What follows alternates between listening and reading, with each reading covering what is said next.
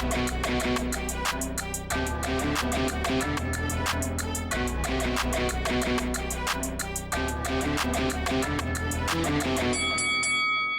guys, welcome to Boxing Squared for boxing news and views from around the internet. And another heavyweight news mashup video today, starting with Dillian Whyte, who's going to have to switch training camps from Portugal to Spain due to COVID-19. The UK government having placed Portugal where Whyte has been training for some considerable time and through the pandemic in 2020 because it is a high rate of transmission in that country for the virus.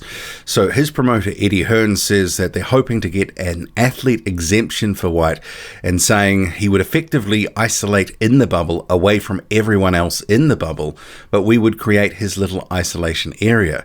That hasn't been approved yet by the government, so with that he has to either come on February 14, the day before that government isolation kicks in, or he has to move his camp. That's something we're talking about, and I think it's likely he will move to Spain and isolate there in camp. There's no ruling, I believe, to isolate in Spain from Portugal, but he would still have that period to isolate because he's on his own with his team. And in other Dillian Whyte related news, he says he hasn't overlooked Povetkin even for the first fight. He says, we know how tough he is, we know how good he is, we know how skillful he is, obviously. Some people will say, oh yeah, he was this age, he was that age, but the last thing to go is someone's punch, as we saw in the fight. So I never overlooked him the whole time I stayed grounded. I was like, listen, none of those fights don't mean nothing unless I get past this guy. American heavyweight Joey Dawejko has again gone public, saying he has never said anything or leaked anything about sparring rumors related to Anthony Joshua.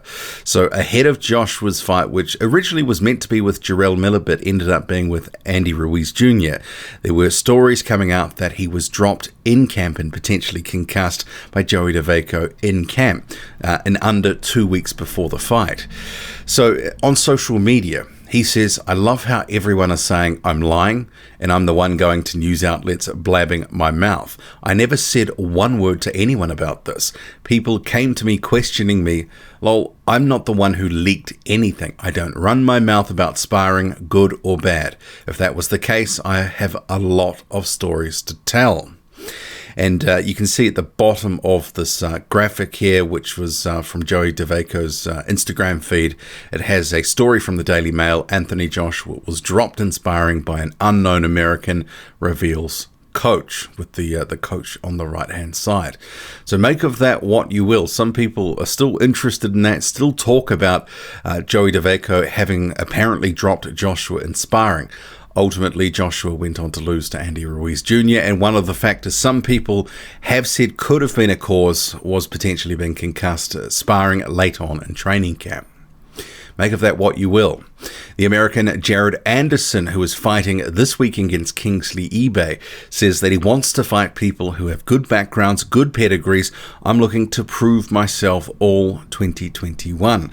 I don't see anybody stopping me or putting a big hole in my plan.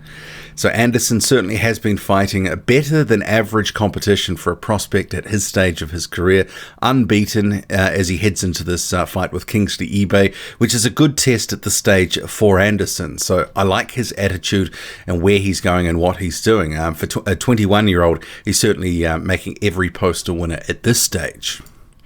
Vladislav Sirenko is set to return to the ring on March the 6th. He'll be facing Kamil Sokolowski. And if you do follow my Twitter, I did have a bit of a comment on this one. Sirenko is a very good heavyweight, and he has been one of these guys for the past few years that people have kept their eyes on. One of the more under-the-radar prospects that does have quite a degree of talent. Although he has been sort of seemingly facing a never-ending string of about the same sort of opponents, tough, durable journeyman, but there's basically, where is the step up? And as a guy who's got 15 fights or so on the ledger, it is time that he does need to sort of step it up, because it does feel a little like Groundhog Day with Sirenko. But, in saying that, with this fight, Kamil Sokolowski, we've seen him, pull the odd upset, but I'm not expecting it for this fight. But I guess there is scope that Sirenko can be hurt. A couple of fights ago, he was actually touched up a bit, really hurt early on on in a fight that was back in August 2020 in the Ukraine. So Sokolowski, who does have a good left hook, he potentially could land something, but I think Sirenko, if he's coming in shape, which he hasn't been the best of shape for the last couple of fights, or 2 fights ago at least, he should be able to get the job done here. And Sokolowski has been a bit of a yardstick for a lot of prospects, but generally they're sort of, under about sort of 10-0, that sort of thing. Sirenko has, for me at least, moved past that point, and hopefully there is steps up in opposition soon, because he needs it.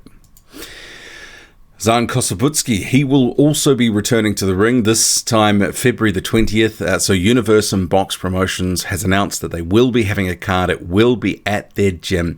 Online, the opponent for the talented Kazakh, who's 14-0 currently. His opponent is listed as Honoradi Ehiwarami, and he has a record of 18-1, and that's actually not a bad opponent. And Ehiwarami was actually upset a year or so ago, or possibly a little bit more, by Rodney Hernandez, stopped in a round. But he actually does have some power. He is considered a decent heavyweight. So I guess for Zhan Kossobutskiy, who actually did also face Kamil Sokolowski in 2020, I think this is a step up for him of sorts. Hopefully he can get through this and then on to something a bit bigger and better, because bearing in mind 32 years old, he needs to actually get his career kick-started as well. And rounding up this heavyweight news mashup video, you can see here on screen the German, or Syrian/German, Mahmoud Charr, back at work, back to the grind, making coffee. And maybe he's not really actually back to the grind, but I just sort of saw this and sort of thought, the guy's been out of the ring for over 3 years. He must be starting to hurt a little bit, at least on the money front. So it wouldn't surprise me if he did go back to work. But this is just a shot from his Instagram, but I thought it was a little bit funny when I did see it. But what do you make of it all? Drop a comment, loud and often. Hit like, hit subscribe, follow me on Twitter, boxing_squared. I'm out.